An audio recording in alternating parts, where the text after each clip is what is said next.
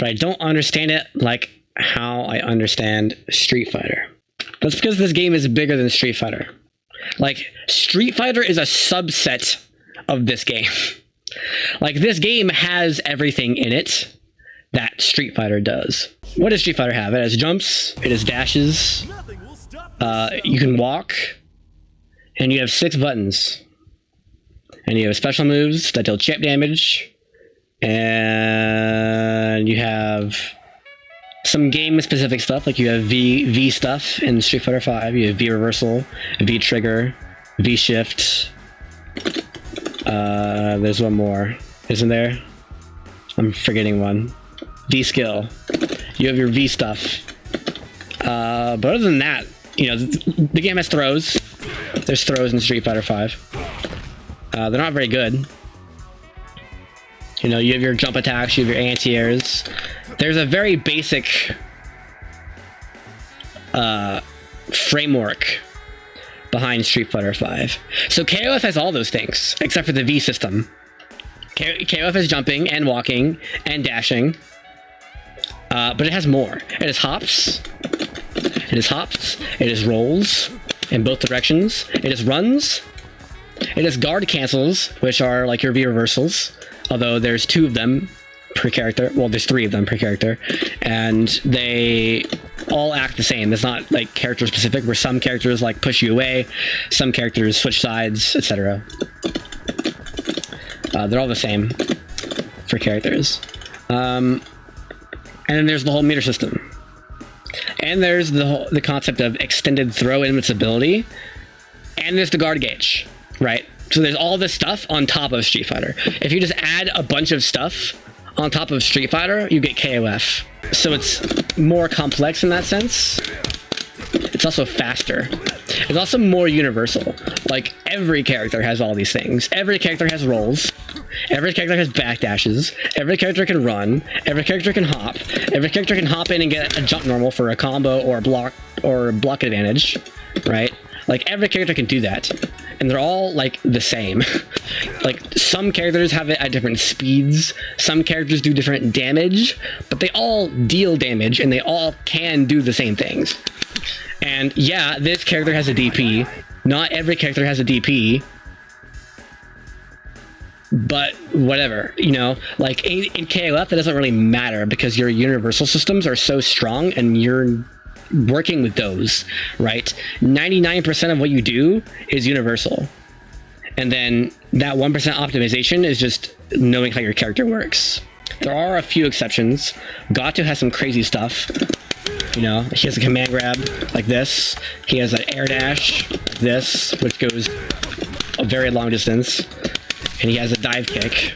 Well, that's not a dive kick. He has a dive kick. You know, he's got some stuff, but really, that's not nearly as potent or as strong as just hopping, you know? Like, I can just sit here and press hop buttons all day, and you have to know how to beat that. Otherwise, I just win, because you can't attack me. But once you show me that you know how the game works, how the game works, how the universal system works, then you can start, you know, throwing in some character-specific stuff to mix up the opponent in the neutral. But the thing you have to understand is that the game's fast. The game's fast. Like, if you're playing Street Fighter and we're both sitting at full screen, it's like Hadouken, you know? Like, what else do you do? But in this game, you're not that far, right? You're not that far. So because the movement is so fast, your distance will change very rapidly, and the way you play at different spacings will change, but you don't know what spacing you're at, right? Because the opponent is constantly moving, and like, you're constantly moving, and you know how you're moving. Like, oh, I'm gonna hop backward. You can see that coming. But if the opponent hops backward, then your decisions when you're here will not come out until they hop backward and they're back here, right? So there's prediction there, and the way you play at different ranges will change, but the way you have to predict the ranges also changes. Let's say I hyper hop at you from here. That's a really good space to hyper hop. Like at the very tip of my range. That's very hard to anti-air. That's very hard to anti-air, unless you have a DP. But for most characters, it's really hard to anti-air at this range with your typical Street Fighter anti-airs. But the thing you have to realize is when you hop, you go on an arc, right? So like, boom, at the top of my jump, I'm there. And at the bottom of my jump, I'm down there. If you're here and you hyper hop, and I hop at the same time, you're gonna miss, right? Right? I can just go over it. That's not the case here, because here, my hyper hop, if I hyper hop, I'm at the top of my hop, right? So you can't really go over that. It's not as feasible to go over it. But since you're closer, I can just hit jab, right? Jab. So this is something that a lot of people don't do, is they don't try to control the space when the opponent's not there yet. So you have to predict, because the game's fast. So if you're here, I should be thinking, maybe I should hyper hop, but also I should be thinking my opponent might also hyper hop. In this game, you kind of can, but the thing is, most cancels are available to you on whiff as well. So this sweep is an exception. So this sweep, I can't cancel it unless it connects. So it kind of most moves not. Like this move, it'll come out on whiff like this. See, but for sweep, you can. And then once I get in range, the move comes out.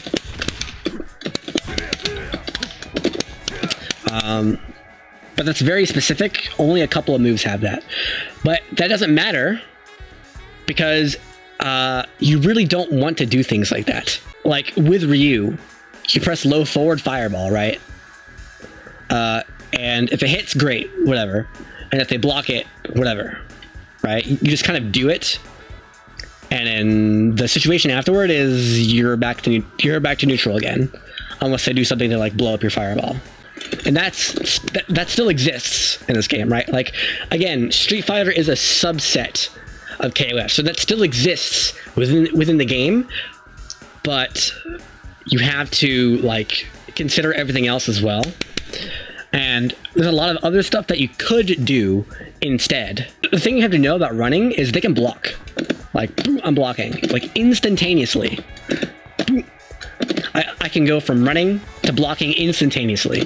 So that doesn't really help you that much. So most of the time, you would do one hit, like a sweep, or a CD, or some other move that has good range. Right? To be like, I think you're gonna run into this move. Boom. You know, choosing to do a button that stops the run-in is a defensive thing that you could do. And defense in this, so when I think of defense in Street Fighter 4, it's like, oh, I'm playing Evil Ryu, I'm playing defensive. Oh, he walked into my crouching medium kick, and I canceled it into a fireball, and then I canceled that into a focus attack, and then I canceled that into a forward dash, and then I got a full combo. That doesn't really happen in this game. Most examples of it are unsafe on block. This. Like, I can do that. And that's a nice button that I can throw out. Hoping for your opponent to run into your attacks exists and is a very big part of the game, but you don't get much off of it most of the time, unless you're willing to take a risk. Let's talk about this hit. That's a low. Why would they ever get hit by a low? And this is something that is different from Street Fighter. Very, very, very different. Why would they ever get hit by a low attack? Why would they ever be here? Why would they ever be right here when you have so many move options? If you ever ask someone, why would they ever be full screen against a Dalsum in Street Fighter? It's like, well, he put him there, you know?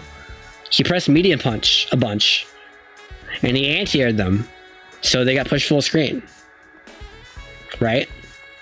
It just makes sense in Street Fighter, right? Because you don't have any movement options.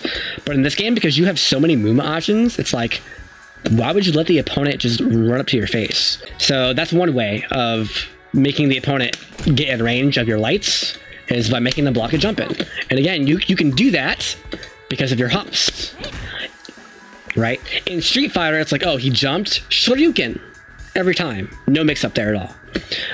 And that still exists in KOF, but it's a little bit harder. I have 4 different ways of jumping at you. I can hop, or I can jump, or I can hyper hop, or I can super jump. I have 4 different ways of jumping at you. And they all have different timings and spacings. And if you end up blocking any of them and I press CD, I'm in and I'm doing a mix-up. So what's the mix-up? If you block a CD, what's the mix-up? So let's default to this, right? This is the basic. This is step 1, is go low. Okay, well, if my opponent is blocking low, how do I hit them? In Street Fighter, what do you hit? What do you do to hit someone who's blocking low?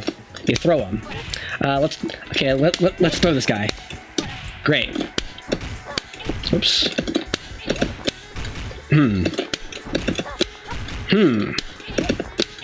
Uh-oh. What's happening here? I'm gonna set the dummy to mash. Throw him. I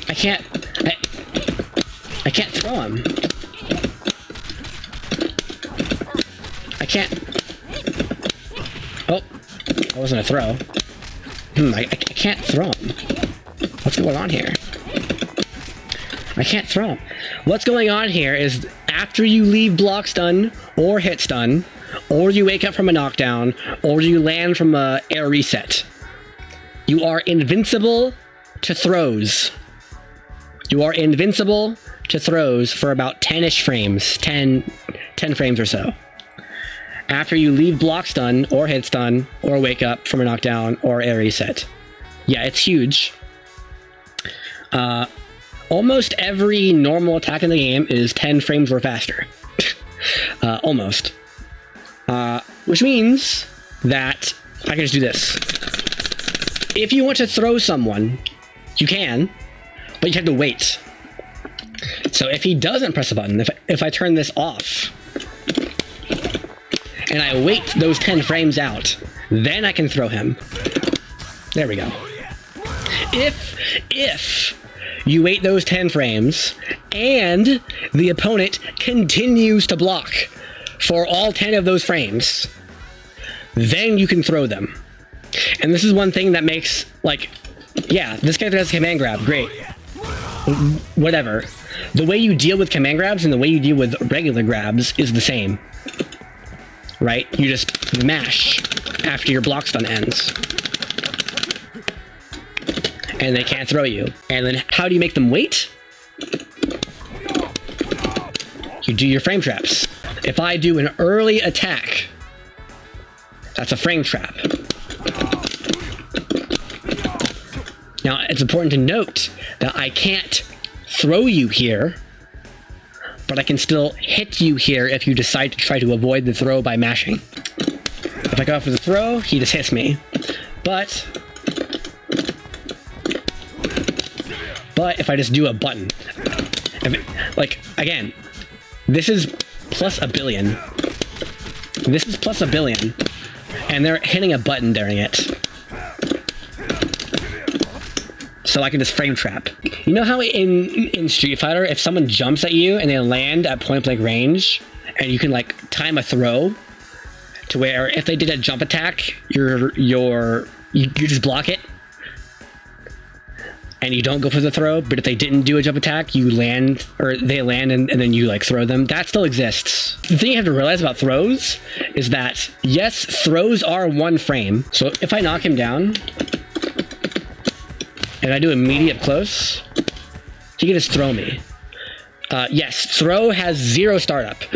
At the exact same frame that you press the throw button, they are being thrown.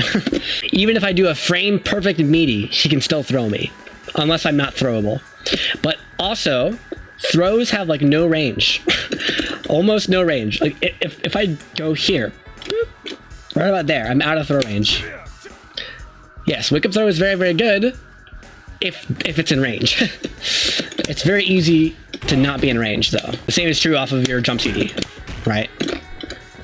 If you block a jump CD, I could just stand a little bit outside of throw range and you're not in throw, and you can't throw me, right? Because throw range is like 2 pixels. If I'm point blank range and I walk back a little bit, I'm out of throw range. I'm not in throw range anymore. I can't throw you. Again, command grabs are different here. Some command grabs have very good range. So that's one difference between a grappler and a not grappler. So throwing doesn't really work.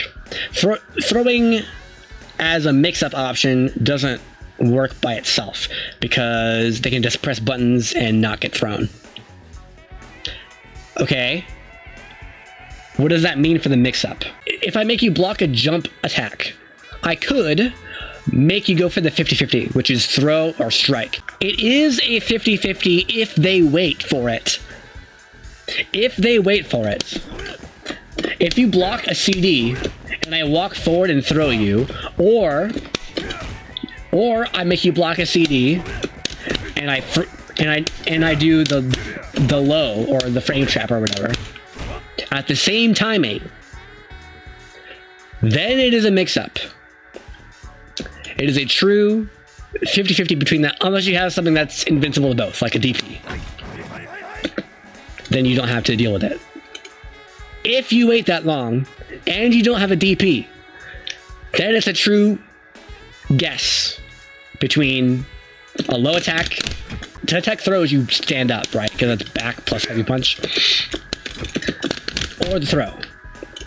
Backdashes are airborne on frame 1. They are not invincible frame 1. They will also like go over attacks that hit low. You can backdash to be invincible to lows on wake up. You're already invincible to throws on wake up.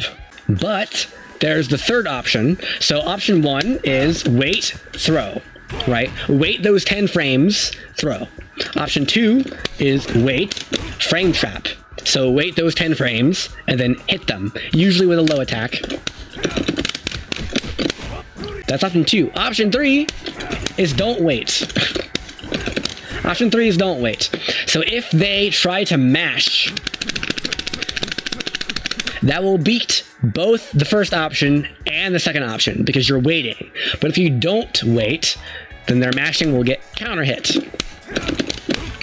Right? So that's option 3. But the thing is, if you pick option 3, and they don't mash, it's not a mix-up for you. Because you can't throw. At that early timing, I cannot throw. It is not possible. I can't throw you. I can early strike. I can early strike, but I can't early throw. That's weird. So these are 2 different guesses, 50-50s, but weird things happen depending on what choices the players choose, because the aggressor chooses which mix-up to go for. If I'm the aggressor and I'm like, I want to go for a low throw mix-up, I choose to go for the low throw mix-up. And if he waits, then yes, that is a true 50-50 between the low or the throw. Or me, as the attacker, think he's going to try to mash. That is a 50-50 on the first part between frame trap or not. So, recap. Option 1 is wait, throw. Option 2 is wait, frame trap. And option 3 is don't wait, frame trap. And usually option B involves a low so that it's a mix-up with the throw. And that is the core mix-up of KOF. And this is assuming you want to go for the throw. If you want to hit them right now, then you have to throw them, because overheads suck. Overheads are super slow, so overheads suck. Okay, I have to throw them then, right? Right? Like, if my opponent is just holding block the entire time, they can block my jump-ins on reaction. They can block my overheads on reaction. Okay, so you have to throw them, which forces you into this crazy mix-up where I have to wait to throw them, or I cannot wait in frame trap. So that's that mix-up, which is like the main mix-up of KOF. That's not great. Thankfully, you don't have to do that, because I can just do this.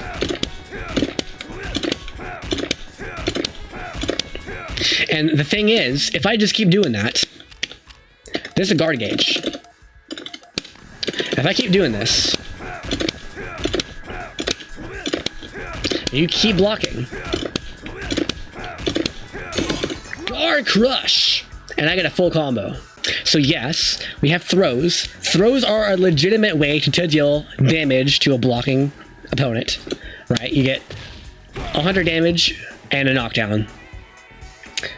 You can also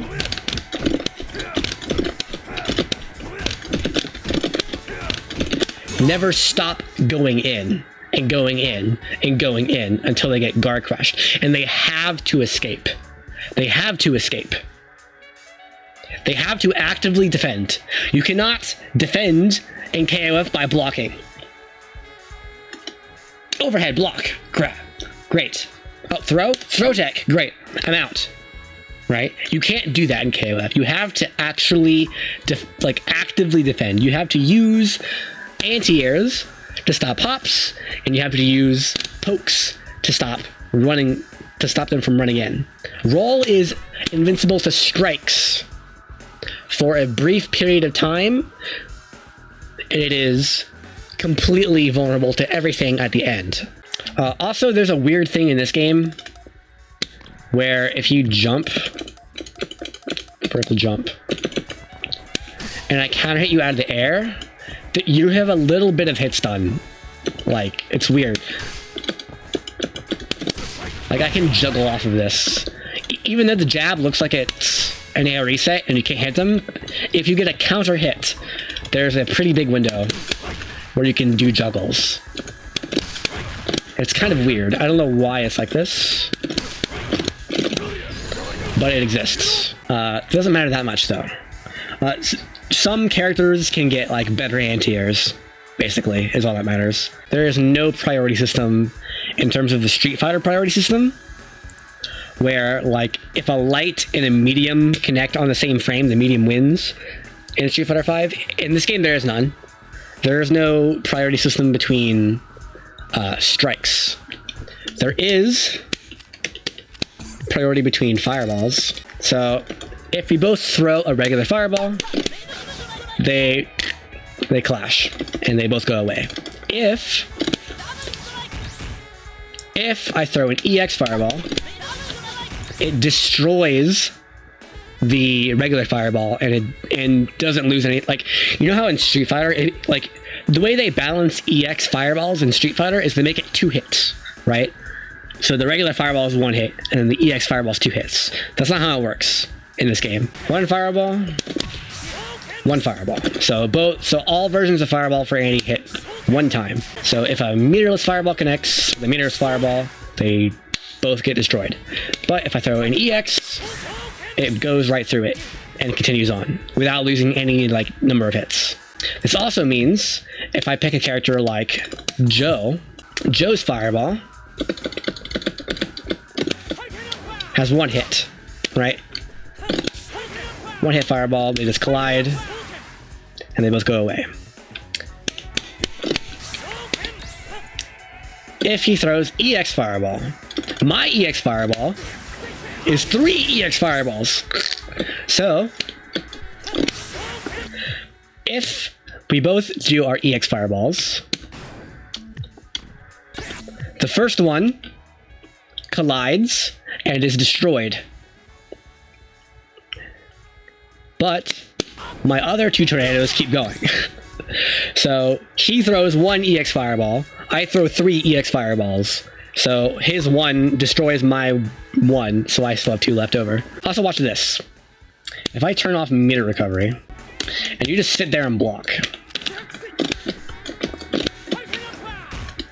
Great. You block the fireball.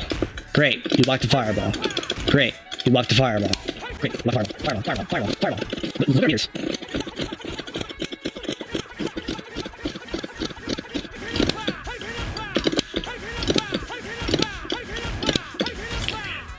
He builds more meter than me.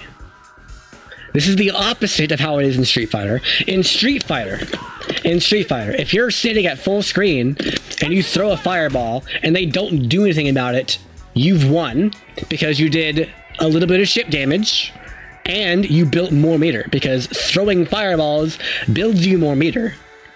Not in this game. So yeah, sitting at full screen and throwing fireballs is not good. Not good. Not good. It has its place, right? Because of utility reasons, but that cannot be your only method of dealing damage. If I'm Andy and I throw a fireball, I should run after it, right? Like, every character with a fireball in this game is like Guile. You know how Guile can throw a light boom and be like, I'm gonna run in after it, or I guess like walk in after it because you're not playing KOF.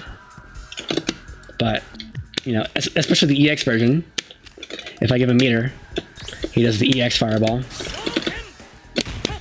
Right? I get a mix-up off that. That's how you zone in this game.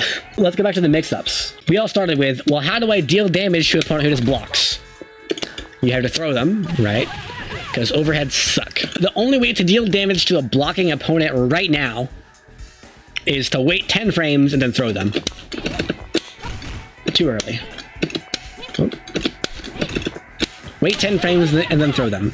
That is the only way to deal damage. That is the best way to deal damage to an opponent who's just blocking as quickly as possible. But again, because of the guard gauge, you don't have to do that. You don't have to. CD.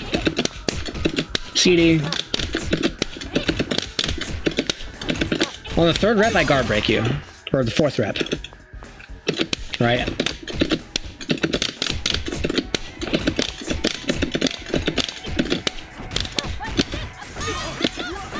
Guard break. Right? So you can't block forever. You get like 3 or 4 chances, depending on how the opponent structures their offense, to get out in some way. And no matter what, there will be a hole that you can exploit to get out.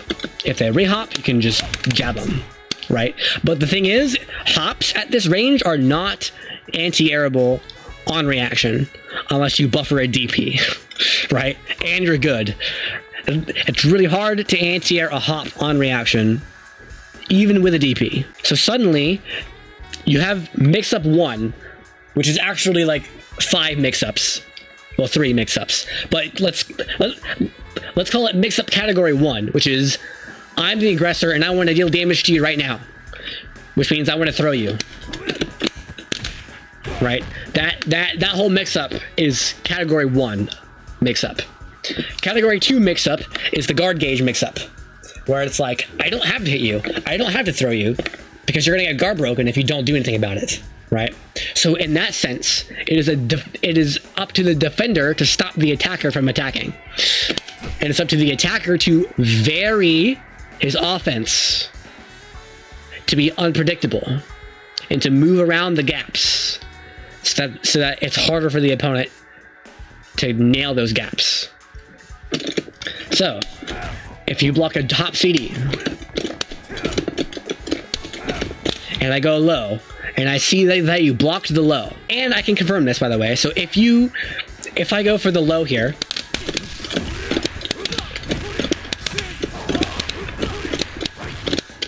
boom, 400 damage for 1 EX move, and EX moves are half a bar in this game.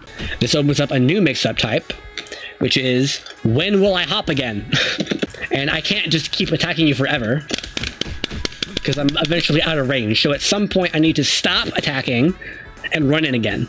This is rough. Because I could do hop 1 and then re-hop again. So that looks like this. I could hop 1, hop again. Or I could hop 1, 2, hop again. Or I could hop 1, 2, 3, hop again. Or I could hop 1, 2, 3, 4. Oh, I'm out of range there. But you see the problem here, right?